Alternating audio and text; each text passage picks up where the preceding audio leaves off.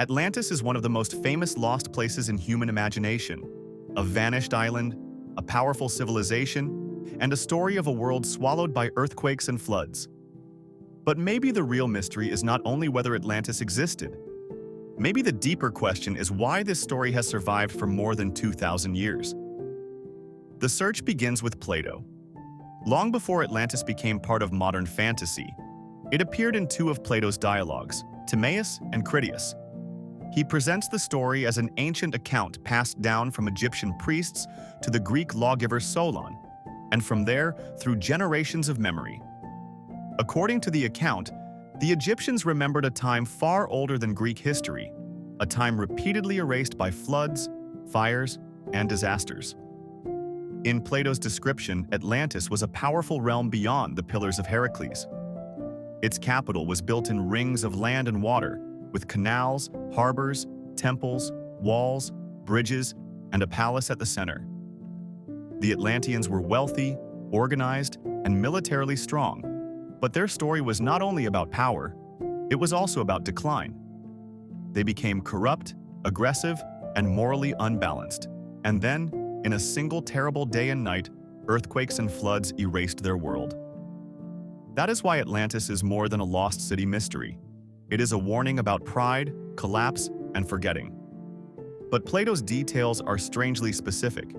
He describes a ringed city, red, white, and black stone, a large plain, mountains to the north, fertile land, water systems, metals, animals, and a place connected to the western edge of the known world.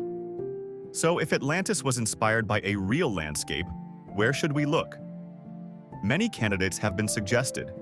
Santorini offers a real volcanic catastrophe and a powerful Bronze Age civilization, but the geography does not match Plato very well. Southern Spain is close to the Atlantic side of the ancient world and has links to Tartessos, but no ringed capital has been found.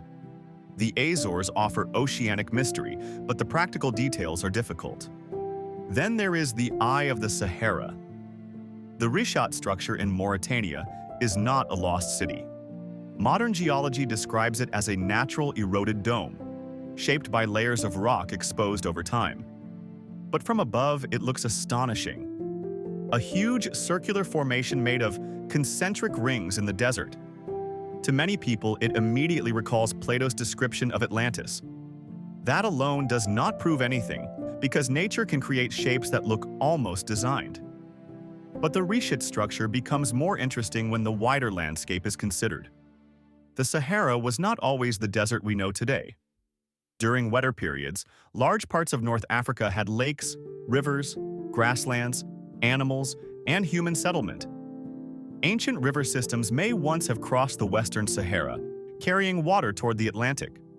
So a place that looks dry and impossible today may once have belonged to a very different world. Plato also mentions red, white, and black stone. The Richat region contains varied geology, including light-colored rocks, reddish sedimentary layers, and darker igneous material. Again, this is not proof. But it is one of those details that makes the comparison difficult to dismiss completely. The strongest version of the Richat idea is not that the rings were built by humans. That claim is too weak.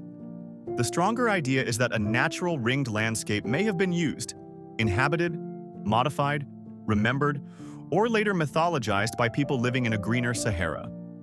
Humans have always built around natural advantages, such as harbors, cliffs, rivers, hilltops, islands, and defensive landscapes. But there is a serious problem. No accepted archaeological evidence has shown that the Richat structure was Atlantis. No inscription has been found. No excavated city has been proven to match Plato's account. No final discovery has closed the case. And that matters, because a good mystery should not become a belief system. The evidence must be allowed to remain uncertain. For now, the Richat structure is fascinating, but it is still a hypothesis, not a discovery. Perhaps Atlantis is not pure fantasy, and perhaps it is not straightforward history either. It may be something in between. A layered memory, shaped by geography, disaster, philosophy, and ancient tradition. Plato was writing philosophy, not archaeology, but ancient philosophy often used older stories and cultural memory as raw material. A story can be shaped for meaning and still preserve fragments of something older. Human history is full of lost worlds. Coastlines have drowned, rivers have dried, languages have disappeared, cities have collapsed, and landscapes that once supported life have become desert. So maybe Atlantis is not only about one lost city. Maybe it is about humanity's memory of places that vanished before they could become clear history. The Eye of the Sahara may not be Atlantis, but it forces us to look again at a region too often imagined as timeless desert. It reminds us that the Earth changes, civilizations disappear, and memory can survive in strange forms. Maybe Atlantis was a myth. Maybe it was a real place. Or maybe it was something more haunting, a myth with a memory inside it.